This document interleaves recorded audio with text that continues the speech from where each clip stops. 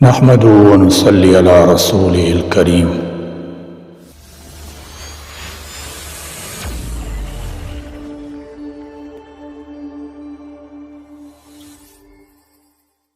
حسد رقابت جب حد سے تجاوز کر جائے انسان کو حیوان بنا دیتا ہے۔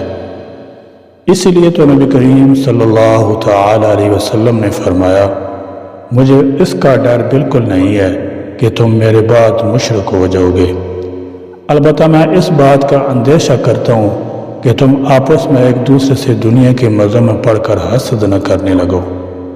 انسان کسی نہ کسی سطح پر حسد کے کسی نہ کسی لیول میں مبتلا ہے۔ ہر انسان دوسرے انسان سے آگے بڑھنا چاہتا ہے، اور کسی دوسرے انسان کو خواہ اس کا خونی رشتہ کیوں نہ ہو، اپنے سے آگے بڑھتے ہوئے نہیں دیکھ سکتا۔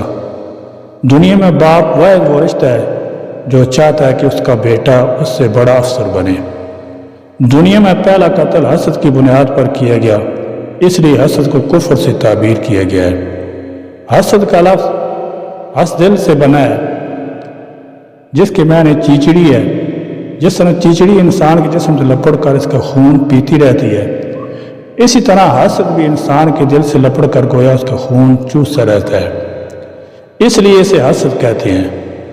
جس شخص کے پاس نعمت ہو اس سے نعمت کے زوال کی تمنا کو حسد کہتے ہیں۔ وَمِن شَرِّ حَاسِدٍ إِذَا حَسَدَ سورۃ الفلق۔ تم کہو میں پناہ مانگتا ہوں حسد کرنے والے کے حسد سے جب وہ حسد کرے۔ اس آیت مبارکہ میں اللہ رب العزت نے حسد کرنے والوں سے پناہ مانگنے کا حکم دیا ہے، جس سے اندازہ ہوتا ہے کہ حسد کتنا گھناؤنا جرم ہے۔ حسد بہت سنگین نفسانی مرض ہے۔ اس حسد کی وجہ سے قابیل نے حابیل کے ساتھ خونی رشتے کا لحاظ نہیں کیا اور اپنے سگے بھائی کو قتل ہی کر ڈالا۔ نبی اکرم صلی اللہ تعالی علیہ وسلم نے فرمایا، تم حسد سے بچو، کیونکہ حسد نیکیوں کو اس طرح کھا جاتا ہے جس طرح آگ لکڑیوں کو کھا جاتی ہے۔ امام غزالی رحمۃ اللہ تعالی علیہ فرماتے ہیں، حسد اس لیے بہت بڑا گناہ ہے کہ حسد کرنے والا گویا اللہ تعالیٰ پر اعتراض کر رہا ہے کہ فلاں آدمی اس نعمت کے قابل نہیں تھا، اس کو یہ نعمت کیوں دی۔ اب تم خود ہی سمجھ لو کہ اللہ پر اعتراض کرنا کتنا بڑا گناہ ہے۔ حسد اس بات کی علامت ہوتا ہے کہ تم میں یقیناً کوئی خوبی ہے، کیونکہ جس میں کوئی خوبی نہیں ہوتی اس سے کوئی حسد نہیں کرتا۔ خوبی کی پہلی پہچان یہ ہے کہ آپ کے حسد پیدا ہو جاتے ہیں۔ اکثر ٹرکوں اور بسوں کے پیچھے لکھا ہوتا ہے، حسد نہ کر محنت کر، لیکن ہر نعمت محنت سے حاصل نہیں ہوتی۔